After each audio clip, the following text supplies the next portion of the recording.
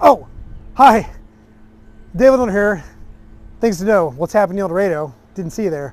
One thing I do want to say before I start the show is please, if you really like the show, or if you don't really like it but you kind of like it, or if you find it informative, make sure that you share this on your Facebook or your social media outlets so that we can get the message out to as many people as possible. I try to share good quality information with the public, which is hard to do when you only have like 7 followers. So please help me build up my base by sharing it out with the community, with your friends, organizations, whoever. I greatly appreciate it, because by doing that we can get the information out to as many people as possible. All right, let's get started. You'll recall last week we did the police chief survey. So today I'm going to tell you that 235 El Dorado residents completed the survey. We want to thank you all for taking some time to help provide some input in on what our next police chief should look like. So from that survey, we identified the following top traits and characteristics that the community thinks our next police chief should have. Those include honesty and integrity, trustworthy and transparent, and accountable. So those will help us communicate that to potential candidates. In addition to traits and characteristics, the survey also helped us identify the qualifications that the community would like to see in the next police chief.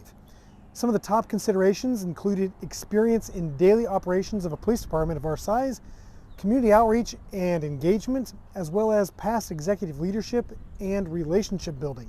There seemed to be a lot of emphasis on having a police chief who could go out into the community and engage with different groups within the community to help build partnerships, to combat crime, and to build up community strength.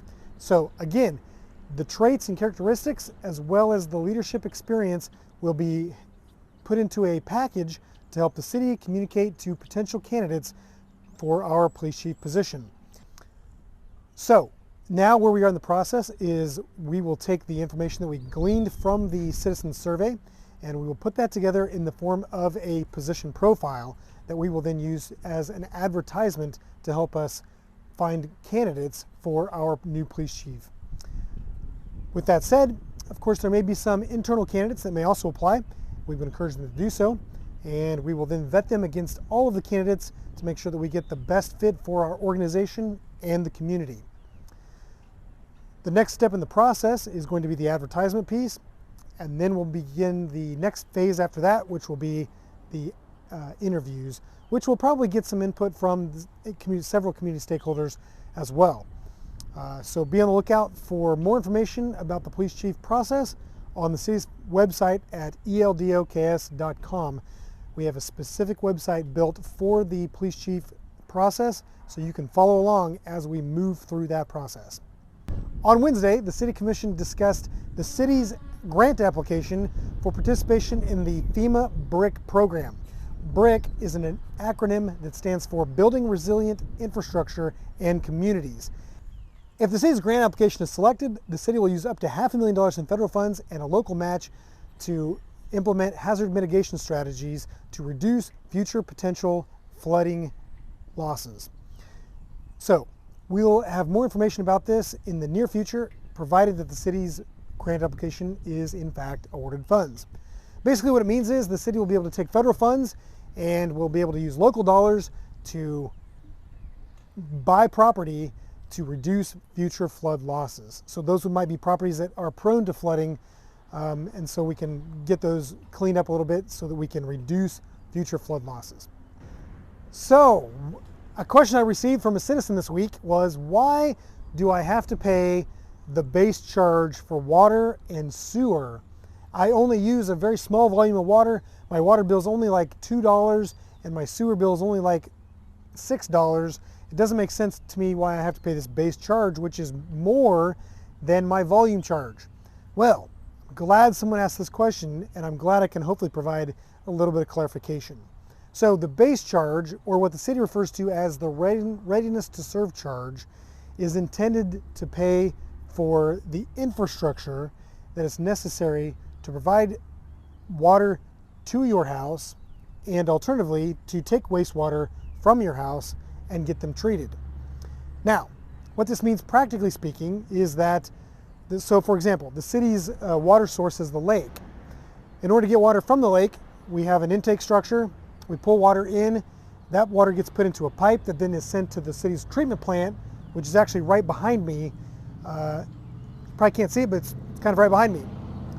Then the treatment plant treats the water, and then from the treatment plant, the water gets sent out into the community via a water main and then via a larger, more complex water system. Then you turn your tap on and there's fresh, clean water. So the rates of serve charge, or the base charge, is intended to collect money that allows us to maintain and operate that collection system. The volume charge, alternatively, is intended to capture the money that is necessary to treat the water from lake water to quality, great tasting El Dorado drinking water. On the other side of the treatment process is the wastewater side, and that's where we take the water from your house after you flush the toilet and take it to the wastewater reclamation facility, where it is then cleaned to standards that allow us to discharge it back into the water stream at a much better standard than it was when it left your house. So in order to do that, we have a very complex system underground called our wastewater collection system that captures that wastewater from your house and then takes it through town, ultimately ending up back at the wastewater reclamation facility located just south of town. We then treat it and then we put it back into the river so it goes downstream for the next community to use. So the base charge again is responsible for maintaining and operating all of the underground system, including lift stations and other infrastructure that's necessary in order to take that wastewater and take it to the plant. The volume charge is really the charge that we refer to as the treatment charge, which helps us capture the cost necessary to treat that wastewater. It's kind of a complex explanation. I apologize, it is a complex process, but the answer is, even though you may use a small volume of water or you don't flush your toilets all that often, we still have that fixed cost of the infrastructure that's needed to serve the entire community. And that's why you have a base charge no matter how much water you use or no matter how much wastewater you produce. So a great question.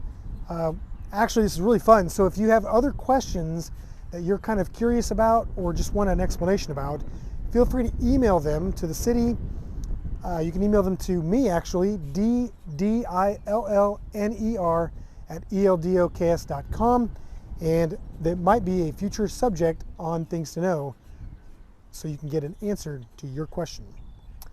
Finally, the last thing I'd like to talk about is we are almost to Thanksgiving. It's hard to believe it's November already, but it is. By the end of the week, it'll be halfway through, which means we are almost to Thanksgiving. So I wanted to tell you all about the Community Thanksgiving dinner that's coming up on November 20th at the 4-H building from 11 to 1:30 on November 20th. You can come down and get a Community Thanksgiving dinner, courtesy of the First Christian Church and several other community churches as well. So thank you guys for putting that on for the community, and for all of you that have been involved in that process, thank you as well. So that's all I got for Things to Know, what's happening in Dorado. We'll see you next week. Have a safe weekend.